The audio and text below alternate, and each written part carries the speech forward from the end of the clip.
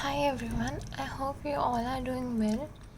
So today we are going to start with elasticity of demand.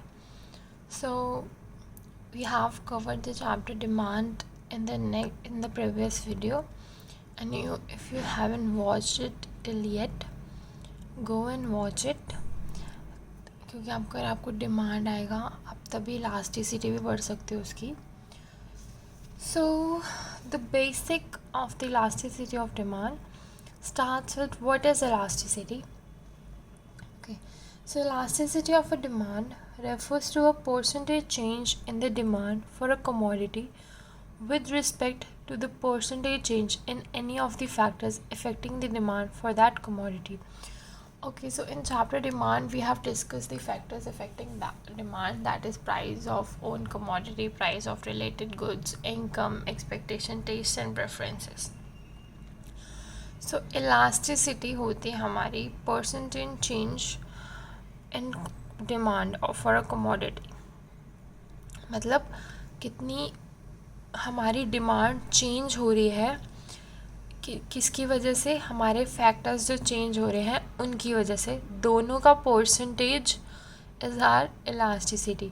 सो हमारी demand कितनी change हो रही है, किस वजह से, कि डिमांड किस लिए चेंज होती है, किसी भी फैक्टर्स के चेंज होने की वजह से. तो उन फैक्टर्स के चेंज हो, कितने वो फैक्टर्स चेंज हो रहा है और कितना डिमांड चेंज हो रहा है, इन दोनों का रेशो कहलाता है हमारा elasticity of demand. According to the factors, the elasticity of demand is divided into three elasticities: price elasticity, cross elasticity and income elasticity. The price elasticity of demand means the degree of responsiveness of a demand for a commodity with reference to the change in the price of such commodity. Okay, there are various factors affecting demand. तो उन्हीं तीन factors से related हमारी इलास्टिसिटीज़ of demand है.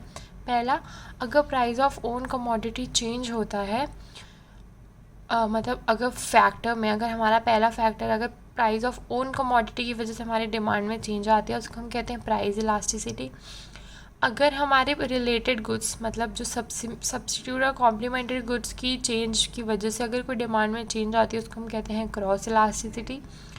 और अगर income, consumer की income की वजह से कुछ, अगर income of consumer changes, that is decreases और इंक्रीजेस, उसकी इनकम की चेंजेस की वजह से डिमांड में कोई चेंज आता है, उसको हम कहते हैं income elasticity. So we are going to do only the price elasticity. Also numericals, बहुत रेयरली क्वेश्चन आता है क्रॉस इलास्टिसिटी और इनकम इलास्टिसिटी पे. डिटेल में हमें प्राइस इलास्टिसिटी ही करना है. Okay, so basically we said that price elasticity, क्योंकि this is a more of not a theory chapter, this is a practical chapter, मतलब मैथमेटिकल चैप्टर है. आपको यहाँ पे निकालनी पड़ेगी कि इतनी इलास्टिसिटी होती है. We have formulas for it. तो प्राइस इलास्टिसिटी निकालने के हमारे दो मेथड होते हैं, percentage method and proportional method. Proportional method हमारा परसेंटेज मेथड से डिराइव होता है. ये मैं अभी आपको बताती हूँ कैसे होता है. तो परसेंटेज मेथड होता है percentage change in quantity demanded upon percentage change in price. Proportional method सीधा इसको फॉर्मूले में पुटअप कर देता है. नाउ इसी को अगर हम सॉल्व करेंगे, ये जो हमने लिखा है इसी को अगर हम मैथमेटिकल टर्म्स में डालते हैं तो हमारा प्रोपोर्शनेट मेथड आ जाता है. तो मतलब percentage method and proportionate method is one of the same thing.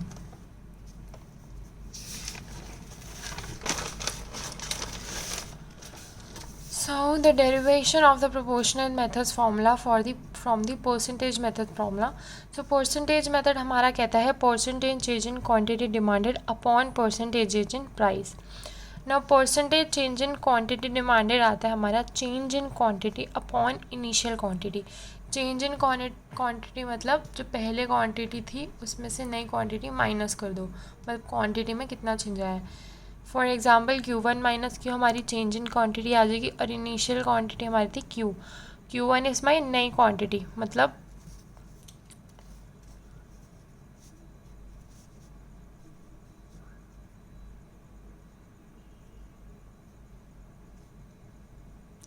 मतलब कि फॉर एग्ज़ाम्पल, सॉरी, क्वांटिटी हमारी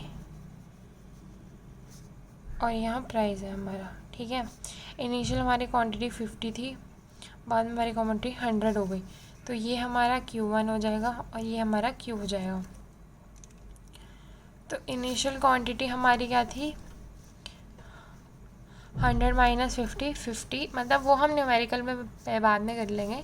तो Q1/Q, क्योंकि परसेंटेज है हम इंटू 100 इसलिए क्योंकि परसेंटेज और परसेंटेज में 100 लगाना होता है। तो Q1/Q इस डेल्टा Q, मतलब चेंज इन क्वांटिटी, तो delta Q/Q into 100। Similarly percentage change in price में change in price, original price, change in price को हम डेल्टा P भी लिख सकते हैं। अब हम इन्हीं दोनों इक्वेशंस को यहाँ डालेंगे, percentage change in quantity demand and percentage change in price. यहाँ डालते हैं 100 से 100 करना। इसको अगर हम दो उसमें 2 लाइनर में करेंगे तो हमारा ये आ जाता है, ये आ गया हमारा प्रोपोर्शनल मेथड का formula. Now we have 5 degrees of elasticities of demand. So the first degree is the perfect elastic demand. First degree is the perfect elastic demand. So perfect elastic demand हमारी कहती है when there is an infinite demand for a particular price and demand becomes zero with a slight rise in price, then the demand for such a commodity is said to be the perfect elastic. For example perfect elastic demand में क्या होता है, हमारा price constant रहता है और demand ऊपर नीचे होती रहती है। इधर हमारा इलास्टिसिटी ऑफ डिमांड इन्फिनिटी होता है, ये मतलब आपको एक तरह से याद करना पड़ेगा, इन्फिनिटी होता है। तो प्राइस हमारा यहाँ पे कांस्टेंट रहता है। अगर हम परफेक्ट इलास्टिक डिमांड उसको कहते हैं जब हमारा प्राइस कांस्टेंट और डिमांड चेंज होती रहती है। इसका मतलब हमारा जो वाई एक्सेस है उसमें प्राइस कांस्टेंट है और एक्स एक्सेस में क्वांटिटी Q से Q1, Q से Q2 होती रहती है। तो यहाँ हमारा इलास्टिसिटी ऑफ डिमांड इन्फिनिटी होता है। ये अच्छे से याद रखना कि परफेक्ट इलास्टिक डिमांड में इन्फिनिटी होता है, इसमें इस डिग्री में ये होता है, क्योंकि प्रैक्टिकल क्वेश्चन में they will ask you this. Now perfect in elastic demand में हमारी ED होती है 0, ठीक है। यहाँ पर क्या होता है, हमारी डिमांड कांस्टेंट रहती है। परफेक्ट इलास्टिक में हमारी प्राइस कांस्टेंट रहता है और परफेक्ट इन इलास्टिक में हमारी डिमांड कांस्टेंट रहती है और प्राइस चेंज होता रहता है। यहाँ पे एक्स एक्सेस हमारा सिर्फ Q है और Y axis keeps on changing from P to P1, P to P2। Third हमारी आती है हाईली इलास्टिक डिमांड, जो हमारा ED इज़ ग्रेटर देन 1 होता है, जिसमें हमारी डिमांड में ज़्यादा चेंज आ जाती है प्राइस चेंज में, मतलब जो प्राइस का चेंज है वो डिमांड के चेंज से ज़्यादा। when the percentage change in quantity demanded is more than the percentage change in the price, then the demand of such a commodity is said to be the highly elastic। मतलब अगर हम percentage change in quantity मतलब quantity demanded निकालेंगे तो हमारी ज़्यादा आएगी rather than the percentage change in price. तो अगर हमारी percentage change in quantity demanded मतलब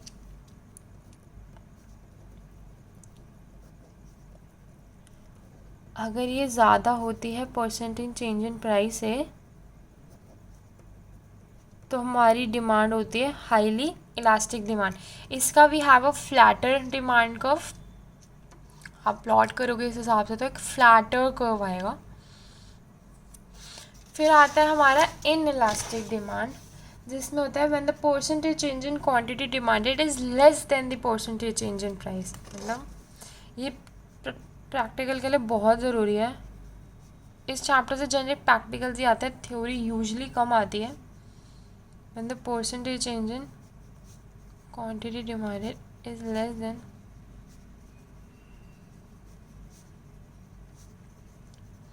तब कहते हैं कि हमारी डिमांड इन इलास्टिक है। इसमें ED हमारा लेस देन 1 होता है और इसमें हमारा थोड़ा स्टीपर कर्व बनता है, नॉट फ्लैटर। फिर आता है हमारा यूनिटरी इलास्टिक। यूनिटरी इलास्टिक इसलिए कहते हैं क्योंकि इसमें हमारा ED हो जाता है 1। इसमें क्या होता है, percentage change in quantity demanded is equal to the percentage change in price. जब दोनों इक्वल हो जाते हैं हमारी ED 1 हो जाती है और हमारा क्या हो जाता है, वो यूनिटरी इलास्टिक हमारी डिमांड हो जाती है।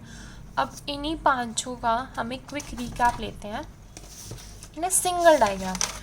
तो जब हम रिकैप लेंगे तो हमारा डायग्राम बनता है कुछ ऐसा। वो आपसे पूछ सकते हैं एग्जाम में, या तो इसको इस चैप्टर से प्रैक्टिकल क्वेश्चन आएगा, या आप बोलेंगे कि give a quick recap of all the 5 इलास्टिसिटीज in a single diagram.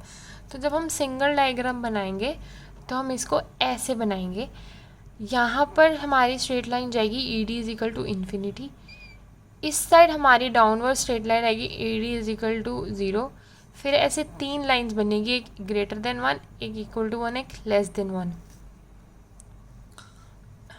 ये वैल्यूज़ याद करना बहुत ज़रूरी है। परफेक्टली इलास्टिक में ई डी हमारा इन्फिनिटी होता है, परफेक्टली इन इलास्टिक में ई डी हमारा 0 होता है, हाईली इलास्टिक में E D is greater than 1, less elastic में E D is less than 1 and unitary elastic में E D is equal to 1. So there are various factors affecting the price elasticity of a demand, because a change in price does not always lead to the proportionate change in the demand. So that there are various factors that affect the elasticity of demand. For example, the nature of a commodity. For suppose when a commodity is a necessity goods, for example food grains, medicines, etc., its demand is generally inelastic. Its demand is generally inelastic because it is required for the human survival, and its demand does not fluctuate much with the change in price. Okay मतलब necessity goods जो हमारे होते हैं उनकी हमारी demand ज़्यादा fluctuate नहीं करती, प्राइस उनका जितना भी बढ़ा दिया जाए, therefore its demand is inelastic.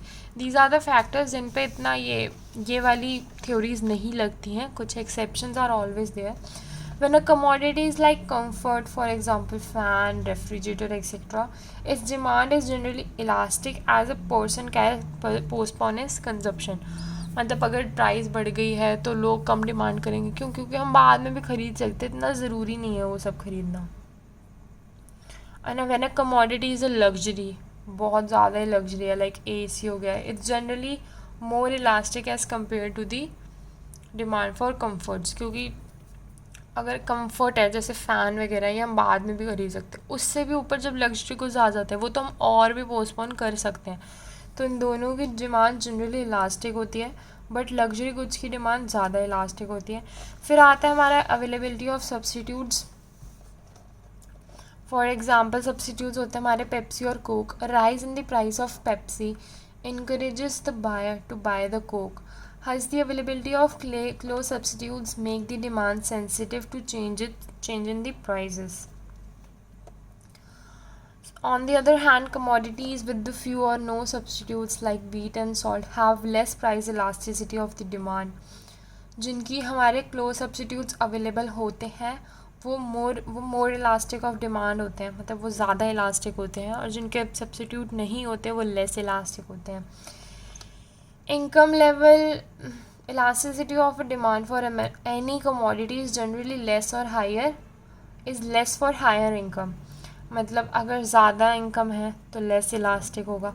So there are various factors that affect the price elasticity. ये it's not that important question, but हाँ कभी कभी एक्सेप्शन वाला प्रैक्टिकल में आ जाता है, तो आपको प्रैक्टिकल में ध्यान रखना होगा ये एक्सेप्शन है. जैसे वो नेचर ऑफ कमोडिटी पूछेंगे कि फूड ग्रेन्स का इतना है, ये इतना है, तो आप जब कैलकुलेट करोगे तो आपको देखना है कि अगर वो नेसेसिटी गुड होएगा तो उसका इनइलास्टिक है, कंफर्ट गुड होएगा तो उसका इलास्टिक है, और लग्जरी गुड होगा तो उसका मोर इलास्टिक है as compared to the comfort goods.